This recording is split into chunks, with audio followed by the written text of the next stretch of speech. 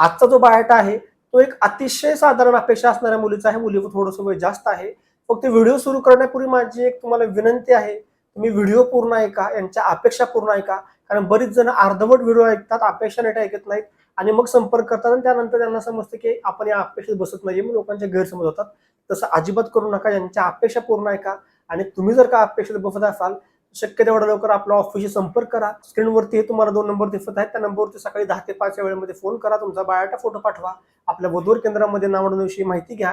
मला जर का माहिती योग्य वाटली तर ऑनलाईन पेमेंट करून तुम्ही नाव नोंदणी सुद्धा करू शकता किंवा थेट तुम्ही आपल्या ऑफिसमध्ये भेटून सुद्धा नाव नोंदणी करू शकता. पुणे, सातारा आणि सांगली या 3 ठिकाणी ऑफिस आहेत. फक्त यांनी सांगितलेलं आहे की यांचा बायोडाटा आधी कुठल्या स्थळाला पाठवू नका. तुमचा जो बायोडाटा असेल तो आम्ही या स्थळांना आधी पाठवू. त्यांना जर का योग्य वाटलं तर तुमचा आणि यांचा आम्ही संपर्क करून देऊ किंवा तुम्ही जर का थेट ऑफिसमध्ये आला तर यांचा बायोडाटा फोटो हा तुम्हाला दाखवण्यात येईल. कारण अशी स्थळे हजारात एखादी असतात. वर्ष 2 वर्षातून असा एखादा दुसरा बायोडाटा हा येतो. त्यामुळे ही संधी तुमच्यासाठी चालून आलेली आहे. ही संधी तुम्ही सोडू नका अशी माझी तुम्हाला विनंती राहील. तर आपण या व्हिडिओला सुरुवात करूयात. नमस्कार, मी ॲडव्होकेट शिवराज जाधव, देशातील एक विश्वसनीय व रजिस्टर वधूवर केंद्र म्हणजेच शिवराज मराठा वधूवर केंद्रामध्ये तुमचे स्वागत करतो. तर आपण या मुली थोडक्यात माहिती पाहूयात. मुलीचं जन्मवर्ष आहे 1984, उंची यांची 5 फूट 4 इंच आहे, रंग गोरा आहे, शिक्षण यांचं वकिलीमधून झालेलं असून या सध्या मुंबईमध्ये प्रॅक्टिस करत आहेत.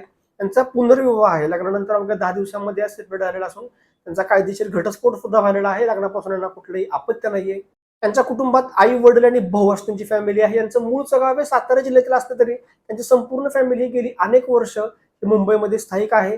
तरी पण त्यांची अशा अपेक्षा आहे की त्यांना सातारा जिल्ह्यामध्ये सेटल असणारा मुलगा त्यांना हवा आहे. मुलगा खेडेगावाकडे जर राहत असेल तरीही त्यांना चालेल. त्यांनी विशेष करून अपेक्षा सांगितलेलं आहे की मुलगा हा निर्व्यसनी असावा, मुलगा हा स्वभावाने चांगला असावा आणि मुलगा हा शेती व्यवसाय करत असेल तरीही त्यांना चालेल. फक्त मुलगा तो स्वभावाने चांगला असावा. त्यांचं शिक्षण जरी जास्त झालेलं असेल तरीही त्यांनी सांगताना सांगितलेलं आहे की एखादा मुलगा जर का खरोखर स्वभावाने चांगला असेल, होतकरू असेल, मेहनती असेल तर त्याचं शिक्षण जरी 12वी झालेलं असेल तरीही यांची स्वीकारायची तयारी आहे. त्यामुळे आज खेडेगावाकडे राहणाऱ्या मुलांची, बऱ्याच मुलांचे काही ना काहीतरी कारणामुळे लग्नासाठी विलंब झालेला आहे. आज मुलींची शिक्षण कंपॅरेटिव्हली जास्त झालेली आहेत. मुलींच्या अपेक्षा आज जास्त वाढलेल्या आहेत. शहरी भागाकडे मुलींचा आज लग्नासाठी कल असल्यामुळे आज बरीच अशी ग्रामीण भागात मुलं आहेत. माझं तर मते प्रत्येक गावात आज 30-30, 40-40 अशी मुलं आहेत की ज्यांची शिक्षण कमी झालेली आहेत किंवा शिक्षण झाले असून ती मुलं छोटी मोठी नोकरी करतात किंवा शेती हा व्यवसाय करतात. म्हणून आज त्यांना कोण लवकर मुली द्यायला तयार होत नाहीये. ती मुलंही चांगली आहे, त्यांचं इन्कमही चांगला आहे, पण त्यांचा दोष एकच आजच्या काळात झालेला आहे की ती शेती हा व्यवसाय करतात. सगळं चांगलं असून पण आज त्यांना लवकर मुली द्यायला कोण तयार होत नाहीये. अशा मुलांसाठी आम्ही सातत्याने प्रयत्न करत असतो. अशी जरी स्थळे मिळती कमी असली तर त्यातल्या त्यात काही ना काहीतरी मुलांची आपल्या माध्यमातून लग्न जुळत आहेत. आणि हा शेतकरी मुलांसाठी, गावाकडे राहणाऱ्या मुलांसाठी, त्या मुलांचं जास्त वय झालेलं आहे. तुमच्यासाठी ही खरोखर चालणारी एक सुवर्ण संधी आहे. अशी स्थळे खूप कमी प्रमाणात उपलब्ध असतात. वर्ष 2-3 वर्षातून अशी स्थळे येतात. त्यामुळे ही संधी चालून आलेली आहे. ही संधी तुम्ही सोडू नका.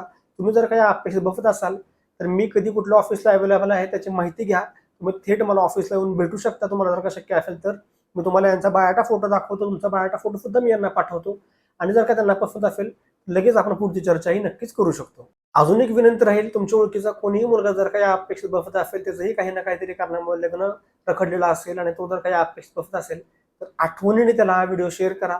कारण तुमच्या एका शेअरमुळे नक्कीच त्याचं लग्न जुळण्यासाठी खूप मोठं सहकार्य होऊ शकतं.